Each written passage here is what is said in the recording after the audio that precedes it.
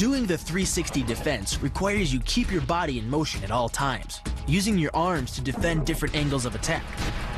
The key is keeping your arms at an oblique angle with your hands open and straight so that you don't take any blows straight on. Each is deflected down the angle of your forearm, which reduces its impact.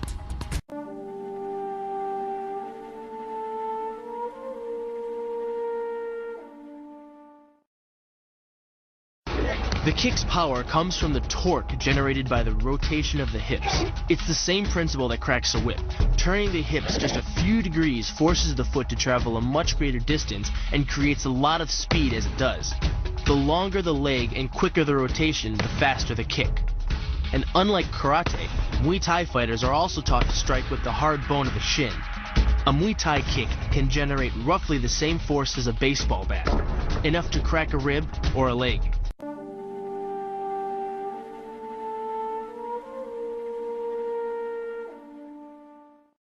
The hyperextension of the elbow, created by pulling back on the locked arm, virtually ensures that he will be taken down. The knee strike to the wrist dislodges the knife and further loads the elbow and shoulder. The technique can easily result in damage to the elbow joint, the tendons of the rotator cuff, or even a broken arm.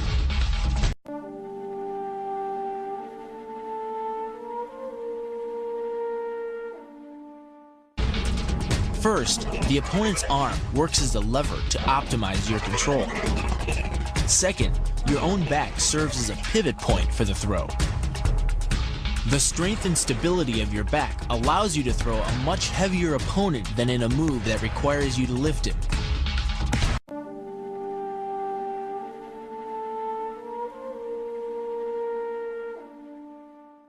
This kick is all about speed. The further the foot travels, the greater its acceleration, and the more dangerous a weapon it becomes. Powered by the muscles of the hip flexor and the quadriceps, by the time your foot reaches your opponent's throat, it's traveling nearly 40 miles per hour. That type of speed yields over 1,000 pounds of force, enough to puncture the Adam's apple and crush your windpipe.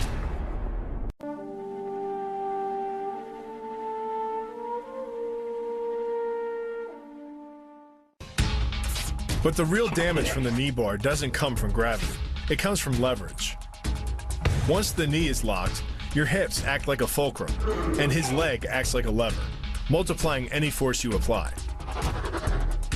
So even though the ligaments and tendons around the knee can sustain 1,700 newtons of force, the knee bar can load a lot more than that, enough to completely destroy the joint.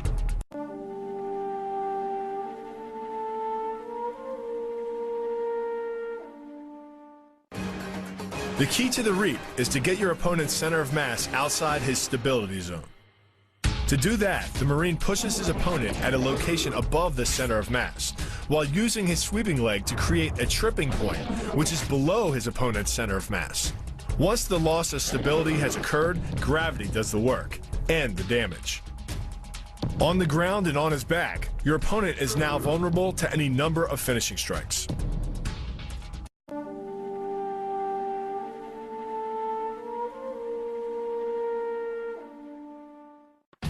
Starting from behind his opponent, the Marine wraps his arm around the enemy's neck and forces his elbow beneath the chin.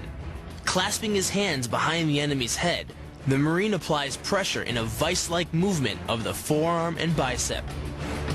Working much like a nutcracker, your forearm and biceps apply pressure to your opponent's carotid arteries. Located on either side of the trachea, these two arteries are the only way to get blood to the brain. It can take less pressure than squeezing an orange to stop the flow of blood to the arteries. And with no blood flow, the brain shuts down almost instantly. Fight over.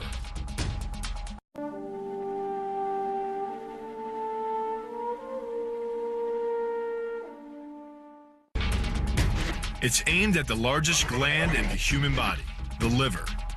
A direct hit won't just bring an opponent down.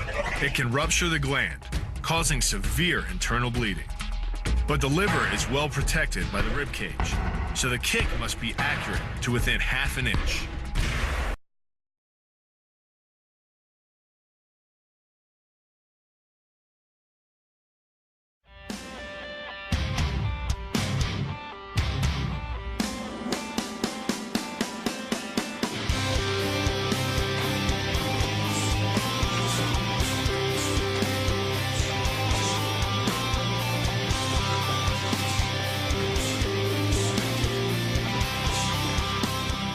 this situation, we create like a discussion with the partner.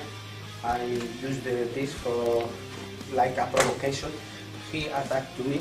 I use the same moment for manipulation. How catch the leg, how manipulation now the body like a shield, counter the wall, control the wall, the same moment control all the area, catch the leg and broke the leg.